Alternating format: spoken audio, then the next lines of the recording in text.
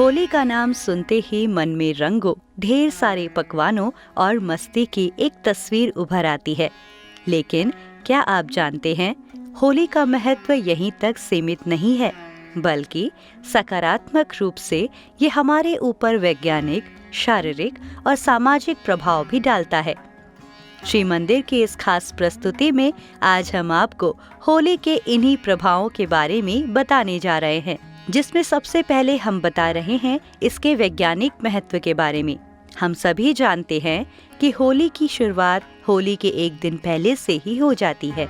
इस दिन सुबह के समय पूजा और रात्रि को पूरे देश भर में लाखों स्थानों पर एक साथ होलिका का दहन किया जाता है। इस दौरान लोग अपने घरों पर बनाए गोबर के उपले के साथ ही अन्य पूजा की वस्तुएं इत्यादि डालते हैं और अग्नि की परिक्रमा करते हैं। तो अब आपका प्रश्न होगा कि आखिर इससे किसी को क्या लाभ मिलेगा? चलिए जान लेते हैं। दरअसल होली का त्योहार फागुन मास के अंत में आता है, जिस समय शीत ऋतु यानी सर्दी का मौसम जा रहा होता है और ग्रीष्म ऋतु यानी गर्मी के मौसम का आगमन होता है।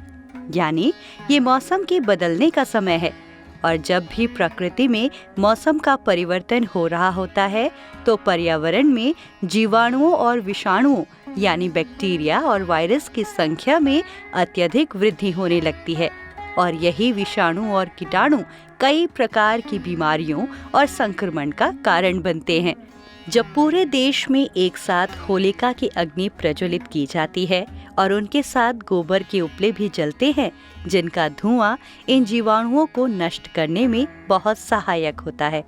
पर्यावरण के साथ साथ इसका लाभ प्रत्यक्ष रूप से हमारे शरीर को भी मिलता है, क्योंकि जीवाणुओं की संख्या केवल पर्यावरण में ही नहीं बल्कि हमारे शरीर के अंदर और बाहर भी होती है। शरीर के जीवाणुओं को नष्ट करने के लिए भी हमारे ऋषि मुनियों ने एक प्रथा बनाई थी। उनके अनुसार जब होलिका का दहन होगा तब सभी लोग उस अग्नि के दर्शन करेंगे और उसके चारों ओर परिक्रमा करेंगे, और हम सभी ऐसा ही करते हैं। जब होलिका का दहन होता है तब हम परिवार सहित उस अग्नि के चारों ओर परिक्रमा करते हैं। उस समय वहाँ का तापमान बहुत अधिक होता है, जिसके ताप से शरीर का ताप भी बढ़ता है और इससे शरीर के जीवाणु भी नष्ट होने लगते हैं।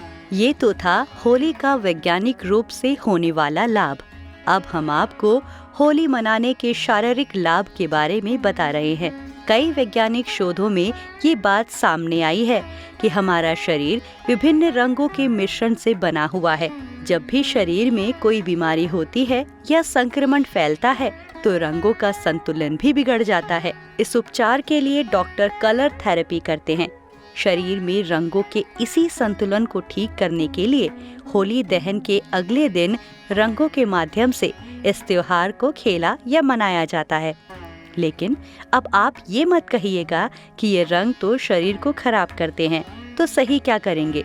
दरअसल हम होली पर उपयोग होने वाले आजकल के रंगों की बात नहीं कर रहे हैं, क्योंकि आजकल उपयोग किए जाने वाले ज्यादातर रंग कई प्रकार के हानिकारक रसायन युक्त होते हैं, जो शरीर को नुकसान पहुंचाएंगे। इसके साथ ही बाजार में भी जो प्राकृतिक रंगों के नाम पर रंग मिलते हैं वो भी पूरी तरह से प्राकृतिक हों, ये भी निश्चित नहीं होता।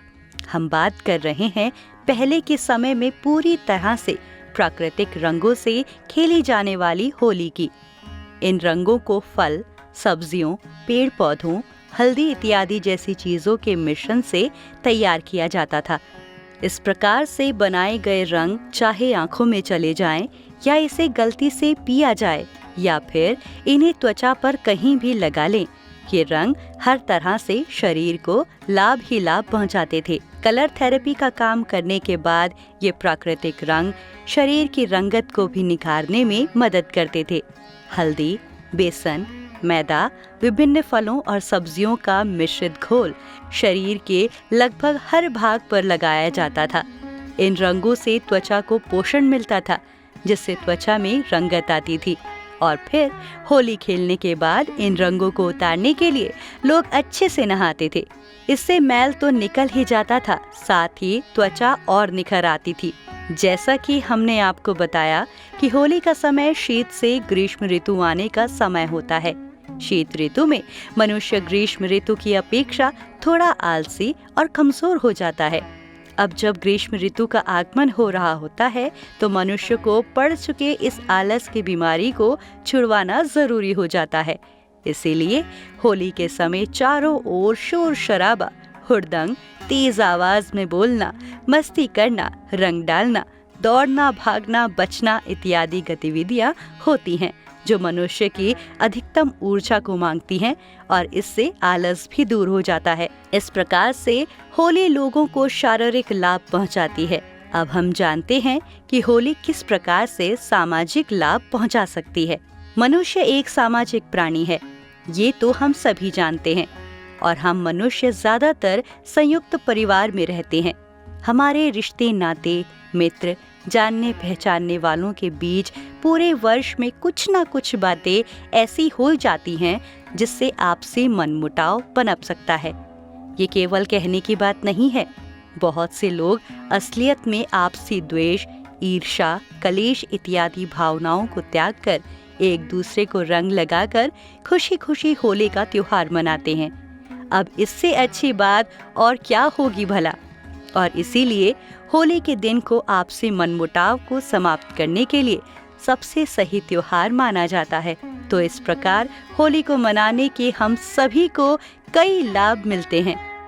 इसीलिए इस बार रंगों से डरना नहीं बल्कि खूब खेलना, लेकिन याद रखना कि केवल प्राकृतिक रंगों से ही होली खेलें, जिससे हम अपना और दूसरों का फायदा कर सके। और हाँ, अपने मनमुटाव को दूर कर एक दूसरे को प्रेम के रंग में रंग दे। अभी के लिए इतना ही। इस बार की होली आपके जीवन को खुशियों के रंग में रंग दे। इसी कामना के साथ दीजिए मुझे इजाजत। श्री मंदी परिवार की ओर से आपको होली की हार्दिक शुभकामनाएं। नमस्कार।